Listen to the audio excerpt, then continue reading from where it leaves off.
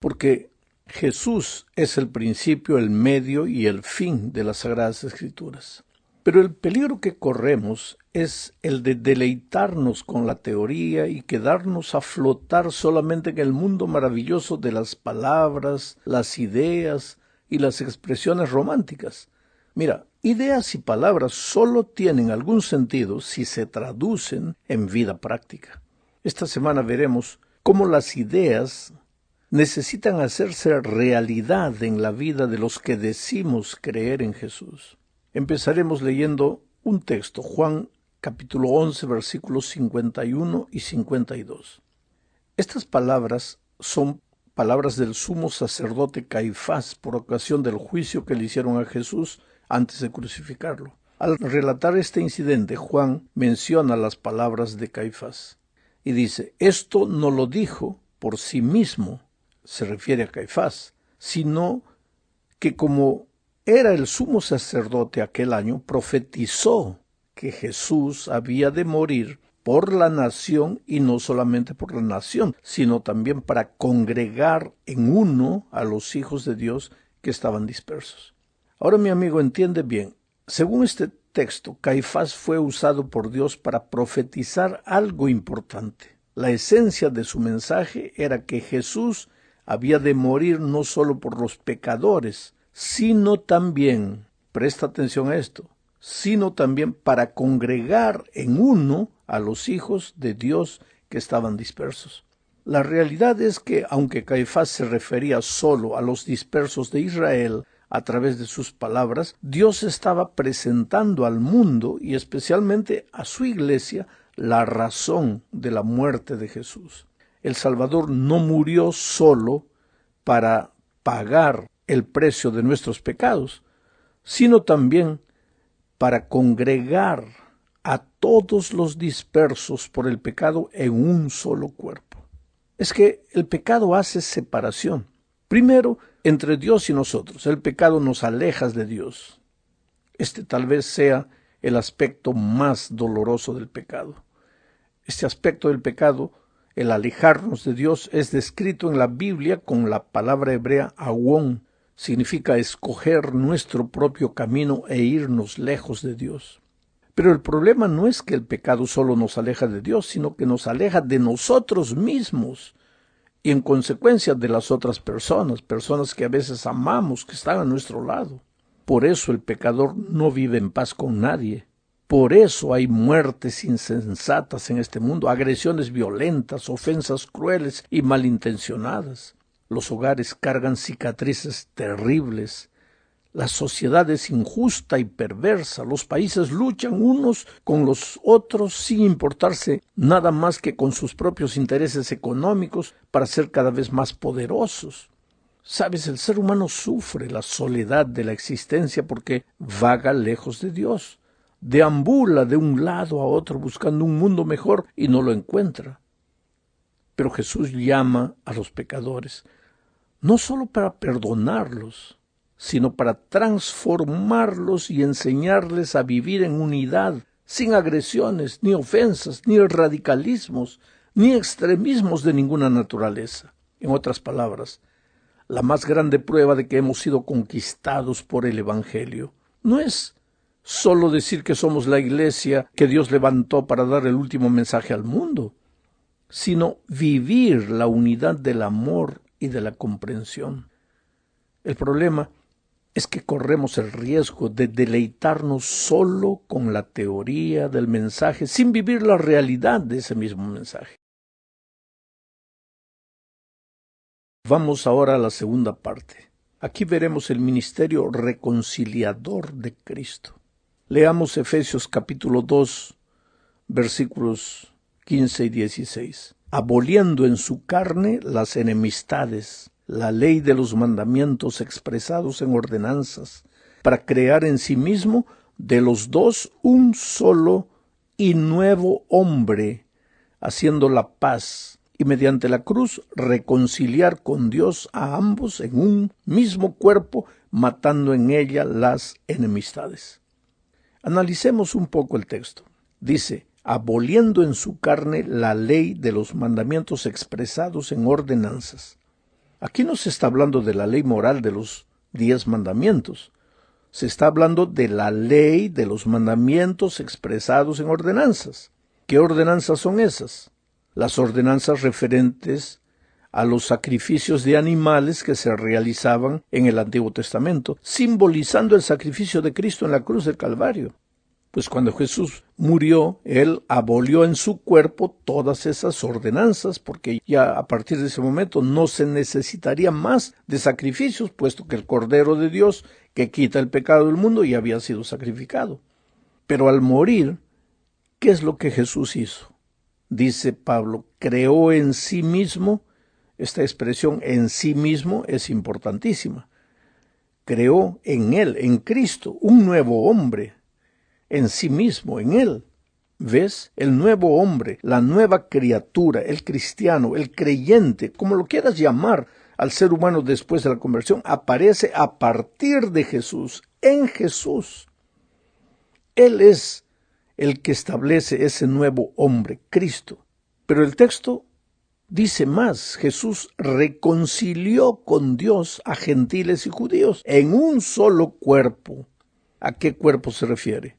A la iglesia, naturalmente. Por lo tanto, la iglesia no es una opción que Dios dejó a mi criterio. La iglesia es el cuerpo donde Dios desea que las nuevas criaturas que fueron reconciliadas con Él, en Él, ahora vivan unidas y en armonía. El otro día encontré una persona que dijo, yo estoy bien con Dios, pero no quiero saber nada con la iglesia organizada. Ahora, ¿cómo puede ser eso? ¿Estás bien con Dios, pero no quieres nada con la iglesia organizada? Espera un poco. ¿De dónde sacaste la idea de que eso es posible? La única manera de ser una nueva criatura es estar en la iglesia. Estar en Cristo, pero estar en la iglesia. Porque Jesús en la cruz nos reconcilió con Dios en un solo cuerpo, que es su iglesia. Dentro de este concepto entendemos que siendo la nueva creación de Dios, pues los creyentes reciben un triple ministerio de reconciliación. Primero, nosotros como iglesia estamos compuestos por creyentes que una vez estuvieron alejados de Dios, pero que mediante la gracia de Cristo hemos sido unidos a Dios por el Espíritu. En este sentido, somos el remanente llamados a proclamar el mensaje del tiempo del fin al mundo. Nuestro ministerio es invitar a los que todavía están distanciados de Dios a reconciliarse con Él y a unirse a nosotros en la misión de predicar el Evangelio. En segundo lugar, la iglesia es también el pueblo de Dios, reconciliado entre sí, entre los miembros de iglesia. Estar unidos a Cristo significa estar unidos unos a los otros. Esta unión solo puede ser en Cristo, porque a partir de Él fue generada la nueva criatura. Ahora, decir estoy en Cristo, pero no saber convivir con mi hermano al lado es una mentira tremenda. Porque si estoy en Cristo, estoy reconciliado a Él y estoy reconciliado con los que estamos a los pies de Cristo. Esta unidad no puede ser una teoría bonita para ser predicada, no. Tiene que ser una realidad visible en la vida de la iglesia.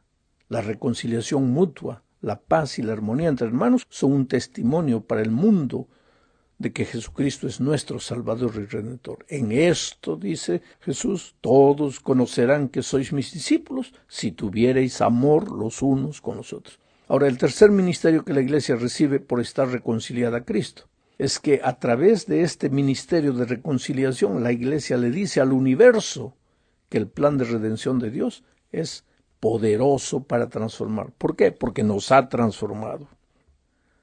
El gran conflicto tiene que ver con Dios y su carácter. Ahora, en la medida en que la iglesia cultive la unidad y la reconciliación, el universo verá la obra de la reconciliación universal de los seres humanos, de las criaturas en Dios. Vamos ahora a la tercera parte. Veremos aquí un asunto clave de la unidad en la iglesia. Solo será posible vivir en unidad cuando reflejemos el carácter de Cristo. Y solo si reflejamos el carácter de Cristo, estaremos listos para vivir con Jesús en el cielo. Porque mira, Juan vio en Apocalipsis 14, 1 y 4 la siguiente escena. Después miré, dice Juan, y he aquí el Cordero estaba en pie sobre el monte Sión, y con él 144,000 los redimidos, o un símbolo de parte de los redimidos, que tenían el nombre de él y el de su padre escrito en la frente. Estos son los que siguen al Cordero por donde quiera que va. Observa que los redimidos en el cielo tienen el nombre del Cordero, el nombre de Cristo en su frente. El nombre, tú sabes, simboliza el carácter.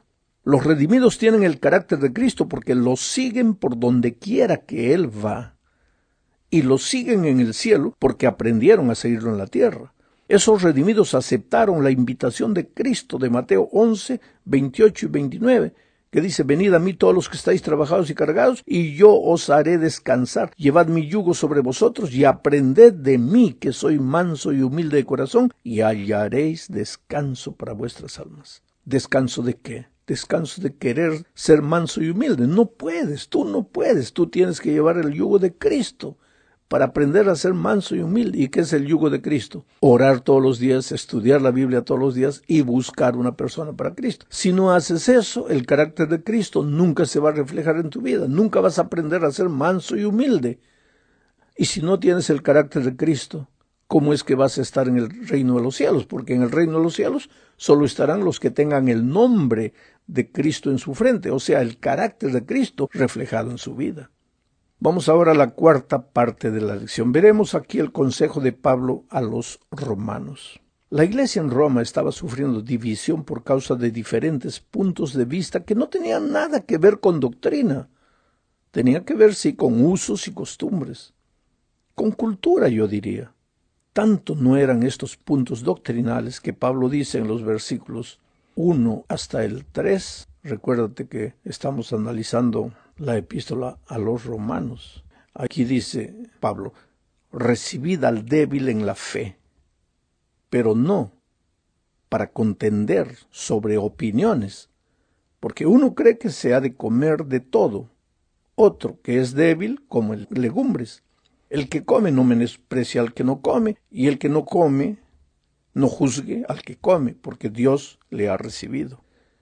Mira, si el problema de los hermanos en Roma tuviera algo que ver con principios doctrinales, Pablo sería firme e inflexible, porque los principios son eternos y no cambian ni por causa de los tiempos ni por causa de la cultura. Pero el problema en Roma era un asunto de cultura, y sin embargo los hermanos estaban creando problemas y dividiendo a la iglesia, y Pablo les aconseja: recibid al débil en la fe, pero no para contender sobre opiniones. Querido, esto es lo que tenemos que aprender hoy. Hacemos un caballito de batalla por cosas que no son principios, sino porque son asuntos culturales, y creamos problemas donde no debería haber problemas. ¿Es posible vivir en armonía a pesar de la diversidad de culturas, de razas? ¿En la iglesia es posible? Claro que sí. Observemos, por ejemplo, a una orquesta. Está el saxofón. No es igual al clarinete. Tiene sonido diferente, forma diferente. Y está la tuba, que no es igual ni al saxofón ni al clarinete. Y está el contrabajo, que no es igual a los otros. Pero cuando suenan, todos acompañan la misma armonía. En la iglesia podemos vivir así. La armonía, yo diría, son los principios. Vamos a vivir los principios. Pero cada uno, pues, con nuestra cultura, no cambiando la melodía, porque ahí estamos quebrantando los principios, pero cada uno con nuestra manera, con nuestro sonido propio, pero dentro de los eternos principios de la santa ley de Dios. El problema es que cada uno en la iglesia, cuando no ha sido transformado, cuando nuestro carácter no es el carácter de Cristo, cada uno quiere ser vencedor, cada uno quiere imponer al otro su manera de ver, no es capaz de respetar, no es manso, no es humilde. Y creyendo que está defendiendo a la iglesia, simplemente está creando división. Y después predicamos de unidad y de evangelio, cuando ese evangelio no lo estamos viviendo en la vida. Esta es una lección para pensar. Yo tengo que repensar mi manera de hacer las cosas. Quiero forzar a los otros a ver las cosas, la vida, el mundo como yo veo o respeto. Ahora, vuelvo a repetir y enfatizar este asunto. No estamos hablando de los principios que son eternos. Estamos hablando de usos y costumbres, de asuntos culturales que no tienen que ver con principios. Llegamos al fin de este estudio hablando de la unidad en la misión. La misión no nos fue dada porque Dios no pudiera predicar el Evangelio. Él es Dios, y si quisiera el mundo todo sería evangelizado en un segundo. Nada es imposible para Él. No con ejército ni con fuerza, sino con mi espíritu, ha dicho Jehová de los ejércitos. Eso está en el libro de Zacarías. Por lo tanto, Dios no nos confió la misión porque Él necesite de nosotros, sino porque nosotros necesitamos hacerlo, predicar el Evangelio para nuestro propio bien. Mira, voy a llevarte en este momento en alas de la imaginación a recordar un domingo de noche. Los discípulos están reunidos, saben que esta será la más oscura y terrible de sus noches. El maestro ya no está más con ellos. Ha sido clavado en una cruz. Ha muerto como un delincuente. No se ha defendido, simplemente ha muerto y ya no está más con ellos. Sin embargo, ellos le siguen recordando. El viento helado mueve las cortinas a pesar de que las ventanas están cerradas. Los discípulos están muertos de miedo. San Juan relata en Juan 20:19 de la siguiente manera: cuando llegó la noche de aquel mismo día, el primero de la semana, estando las puertas cerradas en el lugar donde los discípulos estaban reunidos por miedo de los judíos, vino Jesús y puesto en medio de ellos les dijo: paz a vosotros. Qué bueno que Jesús siempre aparece en las noches más oscuras de la vida, cuando no sabes más qué hacer ni a dónde ir, cuando piensas que llegaste al fin de la línea, cuando todo el mundo te mira y tú quisieras un hueco para meterte, no salir nunca más de ahí. Qué bueno que Jesús siempre está allí. Si en este momento estás pasando por un momento difícil de la vida y tienes miedo, recuérdate. Aquella noche oscura de domingo, Jesús apareció en la vida de sus discípulos para resolver un problema que los estaba destruyendo. Ellos estaban con miedo. El miedo paraliza, no te deja ser feliz, te anula, te quita las ganas de vivir. Una persona con miedo es incapaz de vencer, de realizar, de crecer. Jesús tenía que ayudarles a vencer el miedo. Por eso se les presentó aquella noche y les dijo: paz a vosotros. Como me envió el Padre, así también yo os envío. Qué extraña manera de resolver el problema del miedo. Según San Juan, Jesús les confió la misión a los discípulos con el propósito de ayudarles a vencer el miedo. Mientras ellos estuviesen ocupados en cumplir la misión, no habría lugar para el miedo. Serían victoriosos y corajudos, intrépidos testigos del amor de Jesús. Ahora veamos lo que nos dice Mateo con relación al propósito de la misión. Mateo 28, 16 al 19, dice: pero los 11 discípulos se fueron a Galilea, al monte donde Jesús les había ordenado, y cuando le vieron le adoraron, pero algunos dudaban. Y Jesús se les acercó y les habló diciendo: toda potestad me es dada en el cielo y en la tierra, por tanto, id y haced discípulos a todas las naciones. De acuerdo con Mateo, el problema que dominaba a los discípulos por ocasión de la resurrección de Cristo era el problema de la duda. Algunos dudaban. Una vida llena de dudas no es feliz. Un cristianismo salpicado de dudas no es saludable. La iglesia de los sueños de Dios no abriga dudas ni desconfianza en su corazón. Una vida que duda está en proceso de deterioración. El cristianismo es una experiencia de confianza, de certidumbre. Es una experiencia extraordinaria. Y en una experiencia así no hay lugar para la duda. Ahora, ¿qué hizo Jesús para ayudar